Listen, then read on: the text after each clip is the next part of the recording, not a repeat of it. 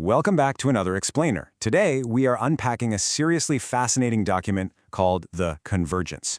It makes this incredibly bold, brilliantly argued case that ancient prophecies and modern statistical data, well, they're actually pointing to the exact same thing, a massive, global spiritual awakening. And honestly, the best part?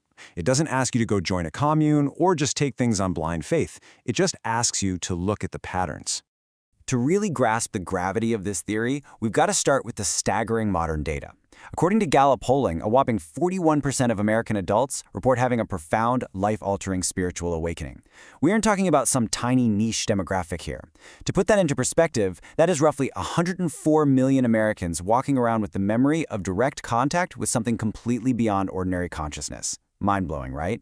And the bigger picture is just as wild. Based on a massive 2023 Pew Research survey, a towering 70% majority of U.S. adults now describe themselves as spiritual in some way. The institutional walls of traditional religion are totally coming down, and it's not because people are just arguing their way out of them, it's because they're prioritizing direct, personal experience. This isn't just a fringe movement anymore, guys. It's literally the new majority. So this naturally brings us to the central mystery explored in the text. Are we in the midst of a mass spiritual awakening right now? Is this dramatic shift in modern spiritual demographics just a totally new phenomenon? Maybe a quirky byproduct of the internet age? Or is it exactly what ancient civilizations predicted would happen thousands of years ago? Section 1. Ancient Texts, Modern Science, the Clinical Reality of Awakening.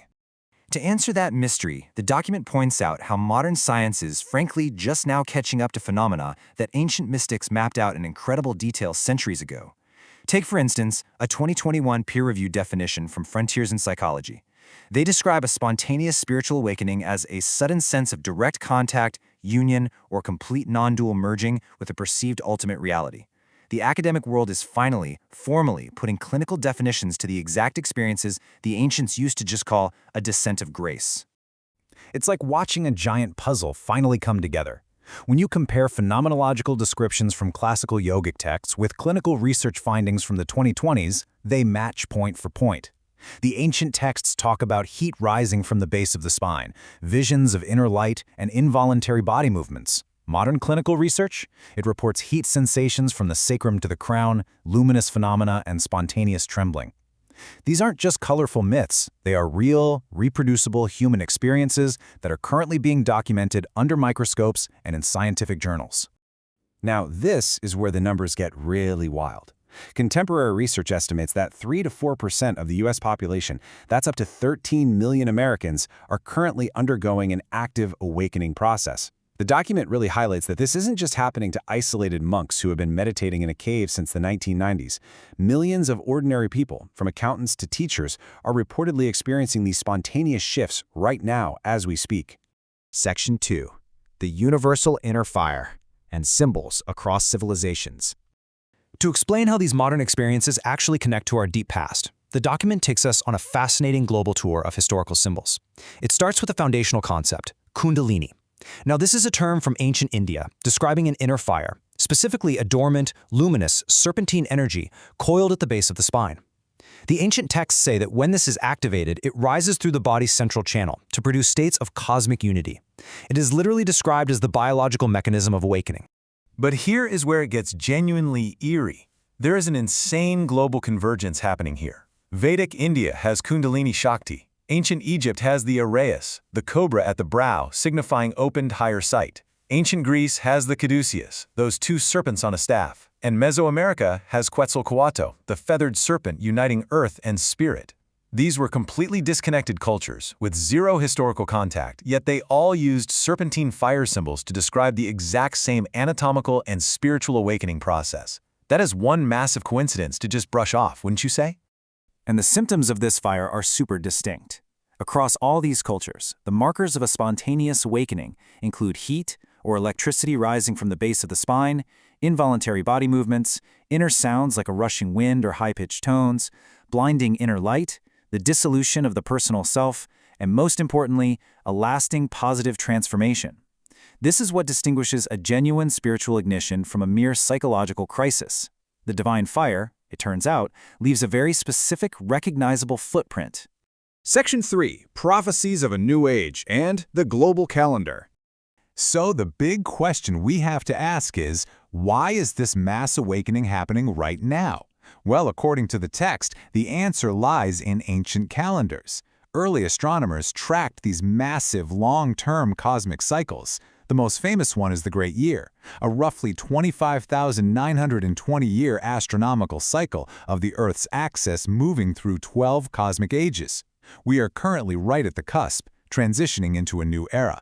And nearly every major prophetic tradition flagged this specific transition as a moment of extraordinary spiritual potential.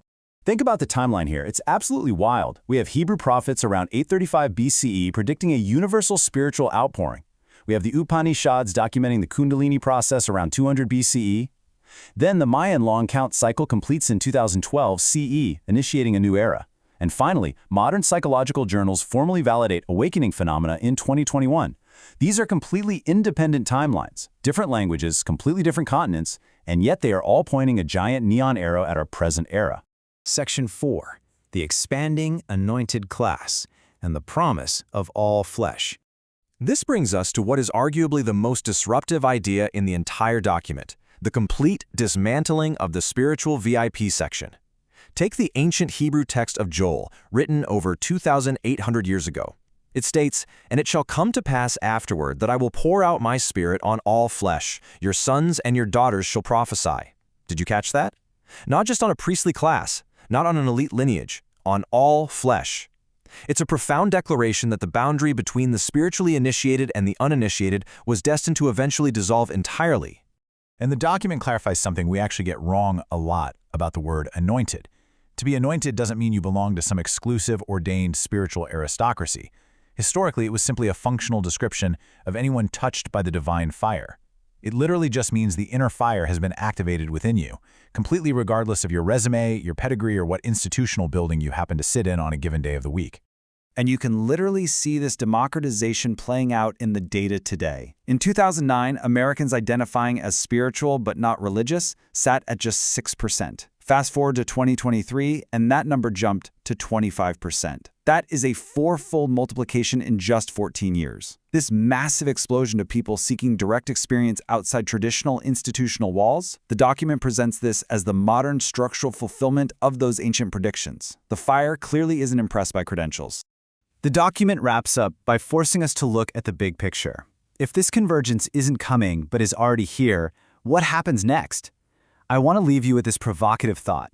What actually becomes possible when not just thousands, but tens of millions of ordinary people undergo a genuine, spontaneous shift in consciousness? What happens when compassion isn't just a moral rule we try to follow, but a lived, experiential reality? The ancient traditions all say the exact same thing. That's when the world is remade. Thanks so much for joining me on this explainer. I hope this sparks some fire for you, and I'll see you in the next one.